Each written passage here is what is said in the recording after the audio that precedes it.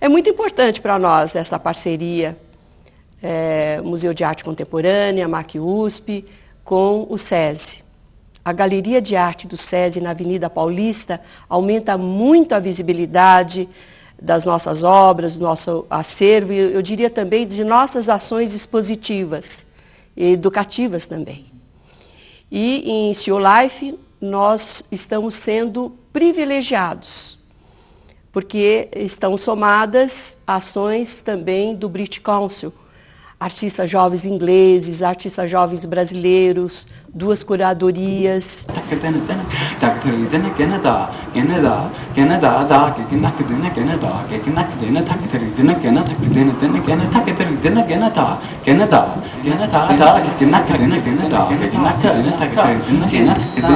A natureza morta, o conceito, ele surge no Renascimento, mais ou menos no século XVI, XVII, quando existe uma mudança muito grande, por exemplo, na agricultura da Idade Média para o Renascimento, então uma proliferação de plantas, de comidas, de sementes.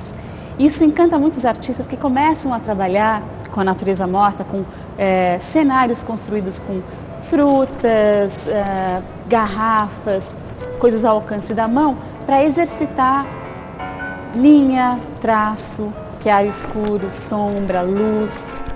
A natureza morta, justamente, foi considerada historicamente um gênero inferior, porque ela era alguma coisa banal, que retirada do cotidiano das pessoas. Assim. Então eu tenho um livro, uma garrafa, uma maçã, e vou e arranjo aquilo no espaço e traço, faço uma composição. Só que a partir do século XVII, a Academia Francesa vai consagrar a natureza morta como gênero, e aí sim ela se torna alguma coisa reconhecida, independente da simples questão de exercício. São obras instigantes que dialogam com esse tema, né, e que dão um panorama interessante do que é a arte contemporânea brasileira hoje. Tudo vai mudando no tempo, até o conceito de natureza morta.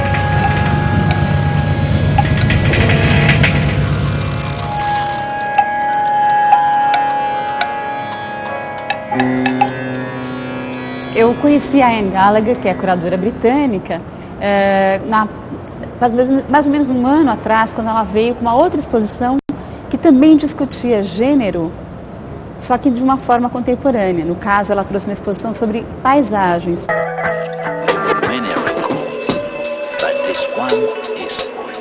E eu estava com uma exposição aqui mesmo na Fiesp sobre autorretratos, e a gente se conheceu e teve uma identificação de propósitos, e as duas estavam programando uma próxima exposição sobre natureza morta. Então a gente resolveu juntar as forças. A gente meio fez uma adaptação de dois projetos que já existiam nos seus respectivos países. E foi um desafio mesmo montar essa exposição de uma forma em que sempre um artista brasileiro pelo menos invadisse um espaço de artistas britânicos ou vice-versa, quer dizer, não fosse uma coisa brasileira de um lado, britânico de um lado. E a gente acabou, nesse exercício nosso, eu acabei conhecendo mais a arte contemporânea britânica e ela da brasileira. Que era a ideia exatamente dessa união, assim, desse intercâmbio, digamos assim. Exatamente, é uma forma de intercâmbio, né? É interessante como na globalização existe um diálogo muito próximo de linguagens, apesar de serem mantidas algumas características que eu acho que marcam a arte brasileira em contraponto à arte britânica.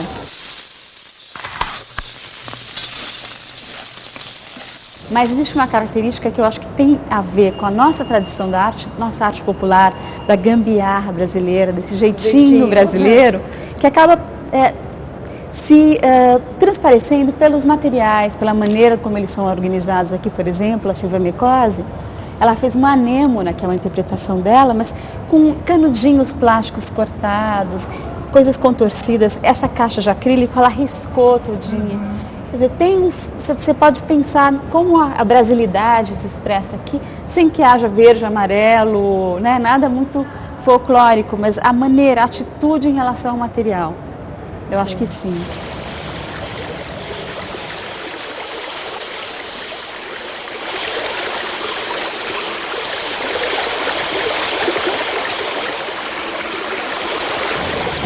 você tem um objeto do Ernesto Neto, que estaria encaixado no módulo de objetos, Um recipiente. recipientes, mas ele é feito com meia de seda, meia calça de mulher, bolinhas de chumbo, meia calça de mulher também branca e bolinhas de isopor. Essa forma resultante é muito interessante, ela tem um certo desequilíbrio, mas olha só o material usado, né? Um material inusitado. Quem pensaria usar uma meia calça de seda de mulher para fazer Uma obra de arte.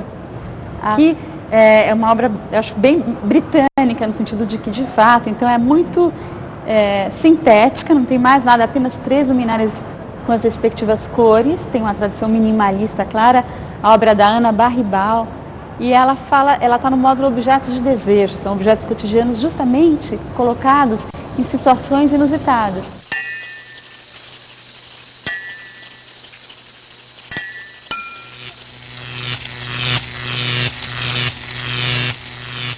Então aqui temos nesse mesmo módulo, Objetos de Desejo, as obras do Pazé. Essa obra do Pazé é uma grande caixa acrílica com um amontoado sem fim, muito grande, de canudinhos plásticos de refrigerante.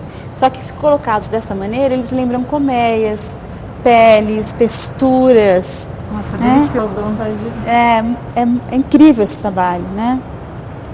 Ela fica esponjosa, né? Cheia de reentrâncias. Ganha vida, na verdade, ganha né? vida. O que você vê do canudinho ali, quando você vai pegar o refrigerante, não tem, né?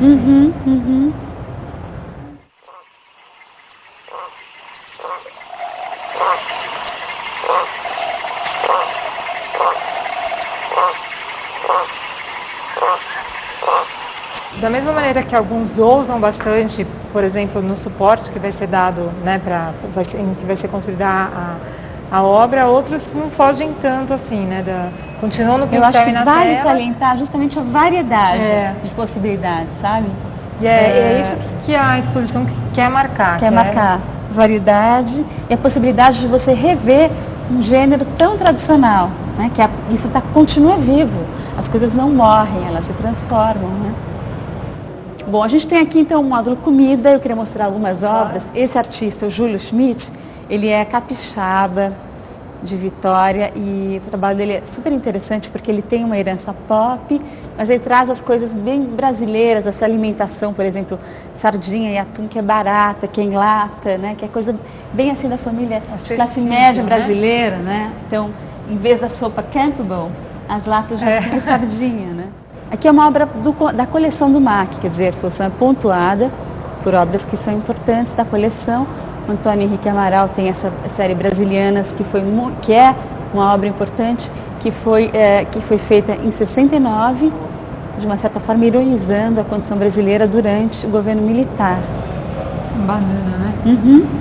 As bananas. Bom, aqui é o Nabo, do Guto Lacaz, também tem tem uma coisa de ironia, a ironia com a ironia. A Cristina Rogozinski é uma artista que trabalha muito com essa ideia do contorno, a sugestão das formas. Então, as colheres e a tigela para cozinhar, mas sugeridas de uma forma extremamente sutil.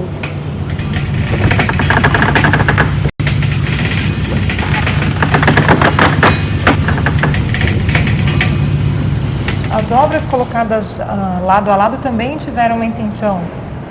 Como que foi essa Tanto divisão? uma possibilidade de espaço, de caber nos espaços, quanto uma afinidade. Aqui, por exemplo, é um lugar legal de mostrar isso. A Sandra Tucci, brasileira, fazendo uma obra com uvas artificiais, aqueles cachinhos que você põe, né, nas suas fruteiras. E ela desmembrou e fez um quadro. E aqui o mesmo tema uvas, de um artista inglês, dialogando lado a lado, Patrick Caulfield, que é um artista bem conhecido na Inglaterra, com as uvas em pintura. Então, toda essa parceria, claro, foi pensada. Tem uma conversa aí. Aqui é interessante também uma obra também da Nina Moraes, que chama Daqui de Acolá, feita com jogos americanos sobre fruteiras, mas é engraçado que o background dessas duas imagens tem um confronto entre Nova York e a arquitetura árabe, né? Então, essa coisa mesmo da política tratada de uma maneira lúdica até, e esses super-heróis, estrelas colados por cima, essa guerra, né? De uma forma muito pessoal, né? Aqui também é uma obra muito interessante, Carambolas, da Márcia Xavier. São as carambolas, é uma interpretação de carambola feita com bolas de bilhar e mesa de bilhar, com esse vidro espelhado arredondado como se fosse uma fruteira, e as formas das frutas artificialmente refletidas, né?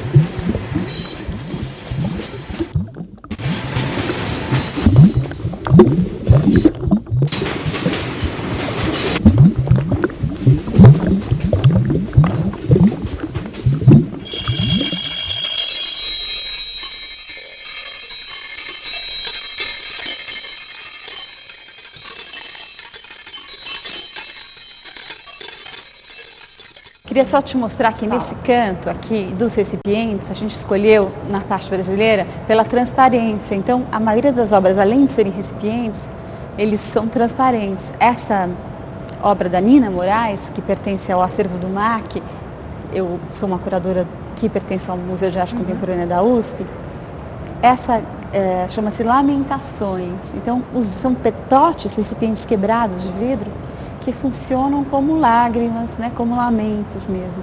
Eles demarcam esse espaço todo preenchido com obras que são recipientes transparentes. Essa obra se chama Mona Lisa, da Laura Vinci. Ela é feita de bacias de água com uma resistência que vai fazendo com que a água vá evaporando, vai criando um movimento, uma sensação nesses recipientes, né?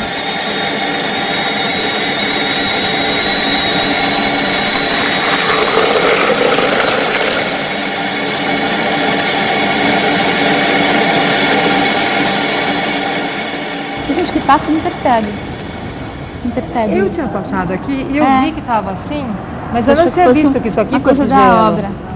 Eu achei que fosse, mas eu não vi que isso aqui estava gelado. E você vê que eles estão colocados no mesmo espaço, só que aqui no cantinho de lá e lá no cantinho. No outro cantinho, Então, isso é assim, nada, uma curadoria nada é por acaso, né? Isso que é interessante. Eu acho que é o interessante de fazer a curadoria é isso, né? Você tem que olhar o todo e falar, bom, o espaço através do sentido que manda, que comanda uma organização do espaço na curadoria de arte é a produção de sentido. Recipiente. Vem cá, ele é aqui. Recipiente. Sentado sobre uma pedra estava o homem, desenvolvendo. Ele me disse, soberanos, estou mais nenhuma ideia sobre isso. Acho tanto Ao fazer vadiagem com letras, posso ver quanto é branco.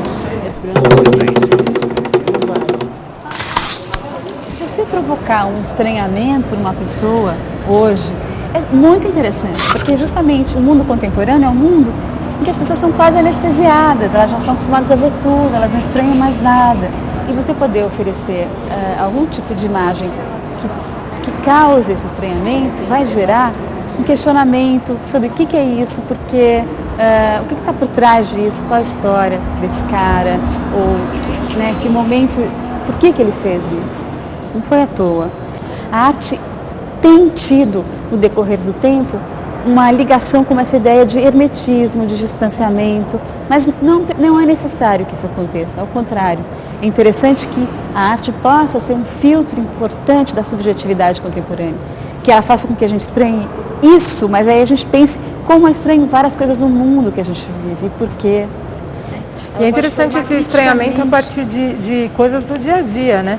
Acho que isso é o interessante também da exposição em si, porque eu estou estranhando, mas isso aqui eu vejo diariamente na minha casa. Essa obra do Alex Fleming, feita de um animal empalhado, que é um cordeiro empalhado, pintado, escumadeiras de cozinha industrial espetadas.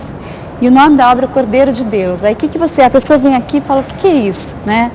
Mas obviamente que tem uma conotação dramática, de morte, né, uma coisa espetada, escumadeira fala de alimentação, então fala morte de um animal em função de alimentação.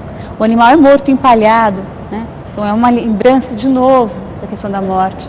Então Fleming, essa obra aqui que pertence ao MAC, está no módulo morte.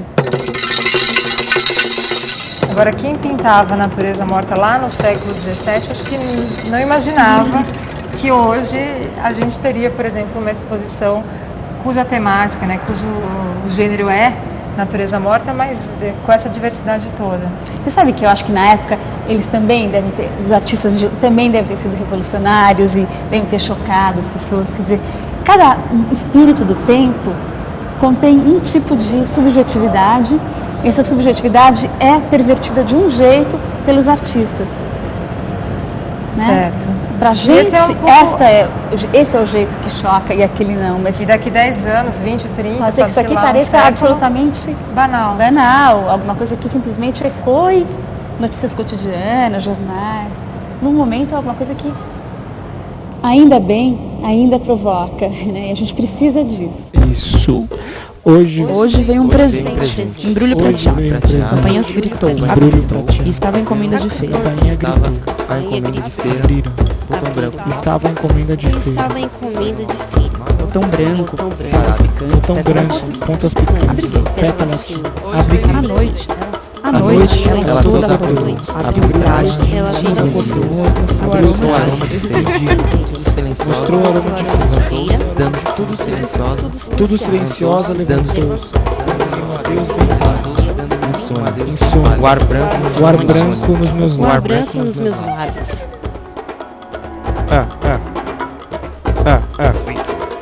Tu és como o rosto das rosas. Diferente em cada pétalo. Onde estava o teu perfume? Ninguém soube. Teu lábio sorriu para todos os ventos. Teu lábio sorriu para todos os ventos. E o mundo inteiro, só eu encontrei a gota de orvalho que te alimentava. Só eu encontrei a gota de orvalho que te alimentava. Depois, como um segredo as mãos caiu do sonho. E perdeu-se. Depois, abri as mãos e perdeu-se.